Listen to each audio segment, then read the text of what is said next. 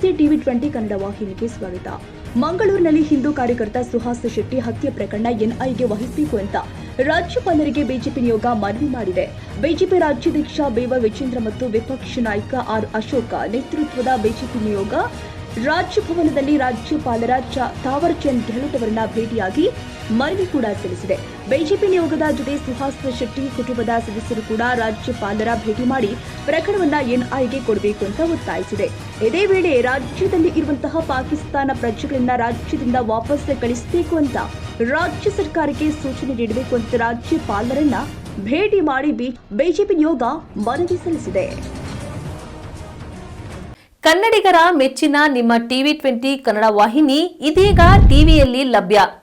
ಕರ್ನಾಟಕ ಮತ್ತು ದೇಶ ವಿದೇಶದ 360 ಡಿಗ್ರಿ ಸುದ್ದಿ ವಿವರವನ್ನ ಪಡೆಯುವುದಕ್ಕೆ ಟಿವಿ20 ವಾಹಿನಿಯನ್ನು ಲೈಕ್ ಮಾಡಿ, ವಿಡಿಯೋಗಳನ್ನು ಶೇರ್ ಮಾಡಿ, ಕಮೆಂಟ್ ಮಾಡಿ, ಸಬ್ಸ್ಕ್ರೈಬ್ ಮಾಡಿ. HCN ಕೇಬಲ್ 842 ನಂಬರ್ನಲ್ಲಿ ಹುಕ್ಕೇರಿ ತಾಲೂಕು ಹಾಗೂ ಸಂಕೇಶ್ವರದ ಸುತ್ತಮುತ್ತಲಿನ ಹಳ್ಳಿಗಳಲ್ಲಿ ಲಭ್ಯ. PCN ಕೇಬಲ್ 129 ನಂಬರ್ನಲ್ಲಿ ಹಾರುಗೆರೆ ಸುತ್ತಮುತ್ತಲಿನ ಹಳ್ಳಿಗಳಲ್ಲಿ ಲಭ್ಯ.